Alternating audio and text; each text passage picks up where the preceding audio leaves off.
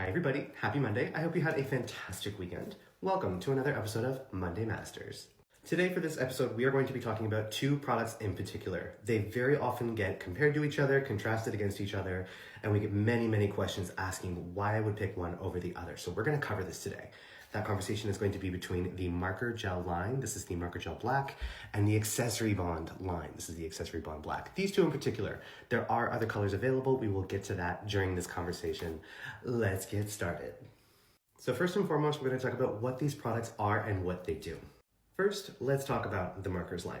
So the Markers line of gels in the Kokoist line are basically no-wipe art gels. So these are, you can consider them like liner gels, art gels, a little bit of a higher consistency, and they are no-wipe. So they cure to a smooth finish. There's no tacky layer, no inhibition layer. They are nice and sheeny. This means that you can use them very easily for things like matte and glossy looks. They became really popular, and we came out with a bunch of different colors. So first there was the black and white, and then came the thick gold, thick silver, and thick bronze glitter collection.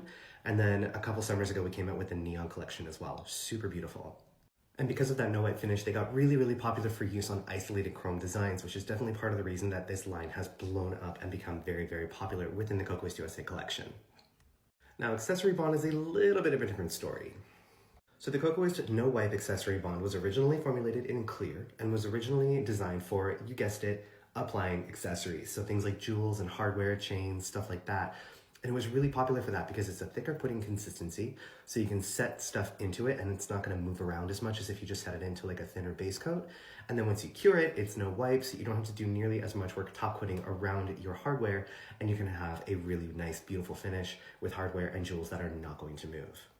When chrome and 3D elements became very popular in the industry, they've always been very popular, but more so recently, because of the no-wipe finish of the no-wipe Accessory Bond, we realized that it was a really excellent product for applying texture and then applying chrome to that texture to get finishes much like these that are very in style right now. So fast forward a little bit, Accessory Bond Clear has become very popular for the application of 3D chrome elements. Kokoist released two trial products. It was the Accessory Bond Black and the Accessory Bond White.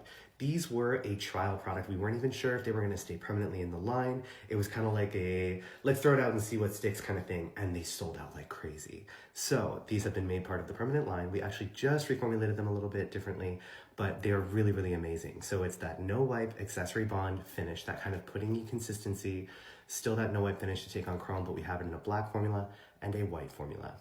A big Kokoist shout out to Nail Jobs, who, if you follow her, you will probably know that she never stops talking about Accessory Bond Black, and rightfully so. It's an amazing product, but I'm 95% sure that she is single-handedly responsible for selling us out of Accessory Bond Black more than a couple times at this point.